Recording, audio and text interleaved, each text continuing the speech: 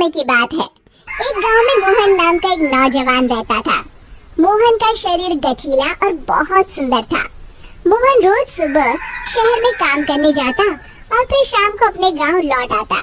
गांव और शहर के बीच में एक जंगल पड़ता था। उस जंगल में एक चुड़ैल रहती थी। वो रोज मोहन को जंगल से आते जाते देखती थी। फिर कुछ समय बाद मोहन की शादी राधा नाम की एक बहुत ही सुंदर लड़की से हो जाती है। एक दिन मोहन अपनी पत्नी राधा से कहता है, राधा, मैंने तुमसे कितनी बार कहा है कि तुम मेरे लिए सुबह सुबह खाना बना दिया करो। मैं रोज काम पर देरी से पहुंचता हूँ। मैं क्या करूँ जी, सारा दिन घर के काम करके मैं तो थक जाती हूँ, इसलिए मुझसे सुबह जल्दी नहीं उठा जाता। सुनो जी, मैं तो कहती हूँ क्यों ना हम अपने घर में एक नौकर रख लें। अरे भाग्यवान, अभी हमारी इतनी आमदनी नहीं है कि हम कोई नौकर रख सके।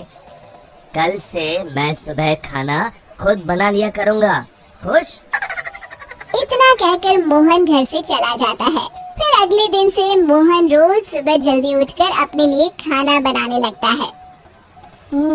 जब खाना बना ही रहा हूँ तो घर के सभी लोगों के लिए बना लेता हूँ। फिर मोहन रोज सुबह सबके लिए खाना बनाता और शहर में काम करने चला जाता। दूसरी तरफ राधा घर में सारा दिन आराम करती और घर के बाकी काम अपनी सास से करवाती। हे भगवान, ये बुढ़ापे में तू मुझसे किस जन्म का बदला ले रहा है, जो ऐसी बहू को मेरे पल्ले बांध दिया है। फिर कुछ दिनों बाद राधा मोहन से नई साड़ी और गहनों की जिद करती है।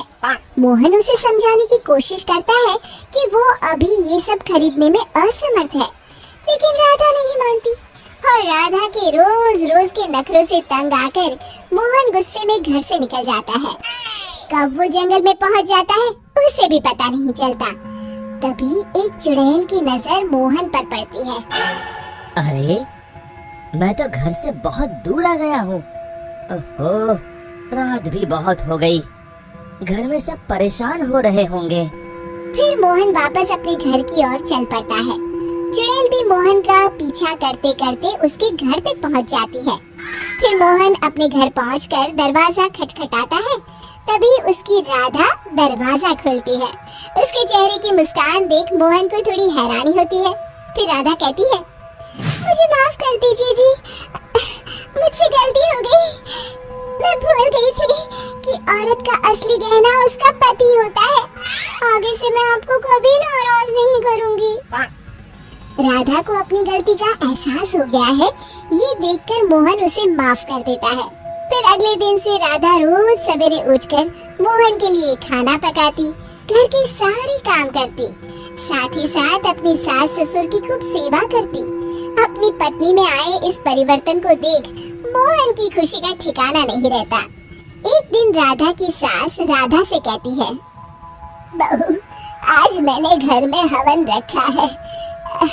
बाबा जी किसी भी वक्त आते होंगे तो सब तैयारी करके रख दे। जी माँ जी।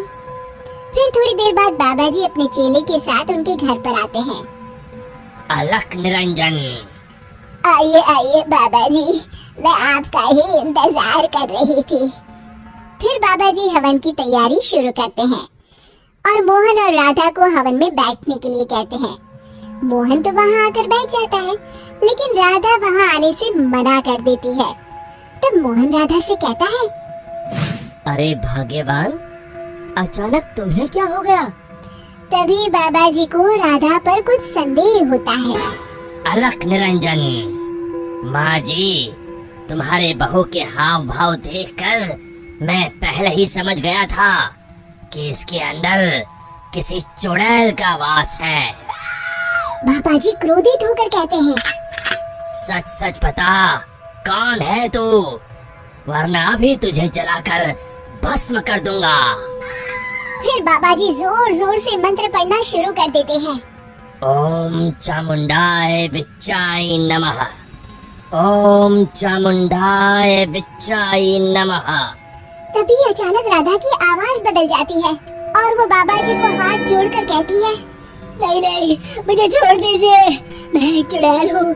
मैं रोज मोहन को जंगल से गुजरते हुए देखती थी। मैं मोहन की सुंदरता पर मोहित हो गई थी। फिर मैंने देखा कि राधा मोहन और अपने सास ससुर को दिन रात परेशान करती है। और एक दिन मौका पाकर मैंने राधा के शरीर में प्रवेश कर लिया। मुझे कुछ मत करना, मैं अभी ये घर छोड़कर चली जाती हूँ। फिर हवा का एक तेज झोंका उस घर से बाहर चला जाता है और राधा बेहोश होकर नीचे गिर जाती है। कुछ समय बाद राधा को होश आता है। सारी असलियत जानने के बाद राधा को अपनी गलती का एहसास हो जाता है। आप लोग मुझे माफ कर दीजिए। मैं आज के बाद आप लोगों को कभी शिकायत का मौका नहीं दूंगी।